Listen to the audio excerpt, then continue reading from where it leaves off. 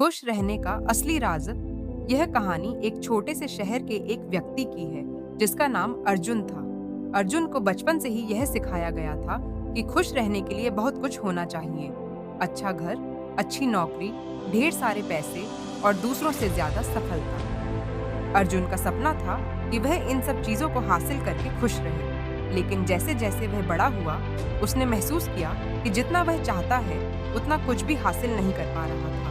उसकी नौकरी में तनाव था, रिश्तों में उतार चढ़ाव थे और हर दिन उसे यह महसूस होता था कि कुछ अधूरा सा है। वह सोचता, क्या यह सफलता और धन ही खुश रहने की कुंजी है? एक दिन अर्जुन का एक पुराना मित्र वीरू उसके पास आया। वीरू हमेशा खुश रहता था, भले ही उसकी जिंदगी में बहुत कम सुविधाएं थी। अर्जुन ने वीरू से पूछा, तुम हमेशा खुश कैसे रहते हो? क्या तुम्हारे पास कोई खास राज है? वीरू मुस्कुराया और बोला, अर्जुन, खुश रहने का असली राज बाहर नहीं बल्कि अंदर है। तुम बाहर की चीजों को अपने अंदर की खुशी से जोड़ते हो, लेकिन असली खुशी तो तुम्हारी मानसिक स्थिति पर निर्भर करती है। अर्जुन ने आश्चर्यचकित होकर पूछा, तो फिर खुश रहने के लिए मुझे क्या करना चाहिए? वीरू ने समझाना शुरू किया, स्वीकृति, एक्सेप्टेंस। खुश रहने के लिए सबसे जरूरी है खुद को जैसा हो वैसा स्वीकार करना।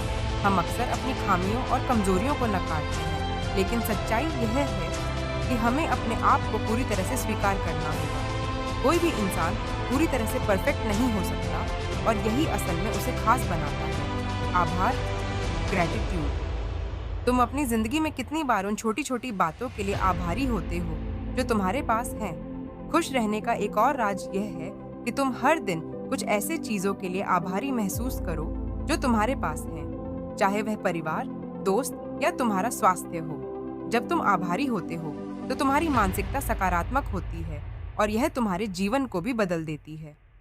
माइंडफुलनेस माइंडफुलनेस कभी कभी हम अपनी दिनचर्या में इतने व्यस्त हो जाते हैं कि हम खुद को और अपने आसपास की चीजों को नजरअंदाज कर देते हैं। खुश रहने के लिए हमें वर्तमान में जीना चाहिए और हर पल को पूरी तरह से महसूस करना चाहिए। माइंडफुलनेस यानी ध्यान से जीने का अभ्यास करो, इससे तुम्हें मानसिक शांति मिलेगी। समय का सही उपयोग, टाइम मैनेजमेंट। खुश रहने का एक और तरीका यह है कि तुम अपने समय का सही उपयोग करो। जब तुम समय का प्रबंधन करते हो और अपने कामों को प्राथमिकता देते हो, तो तुम्हें तनाव और थकान कम महसूस होती है। समय का सही प्रबंधन तुम्हें मानसिक शांति और संतुलन प्रदान करता है। समस्याओं का सामना करना, फेसिंग प्रॉब्लम्स। जब भी समस्याएं आती हैं, उन्हें भागकर नहीं बल्कि उनका सामना करना चाहिए। जीवन में उतार चढ़ाव आते रहते हैं और यह जरूरी है कि हम हर परिस्थिति का सामना साहस से करें। एक सकारात्मक मानसिकता हमें किसी भी समस्या को हल करने के लिए शक्ति देती है। वीरू ने कहा, याद रखो अर्जुन, खुशी का मतलब यह नहीं है कि जीवन में हमेशा अच्छा हो, बल्कि इसका मतलब है कि तुम हर परिस्थिति में खुश रहने का तरीका ढूंढो। खुशी सिर्फ बाहर से नहीं आती, वह अंदर से महसूस होती है।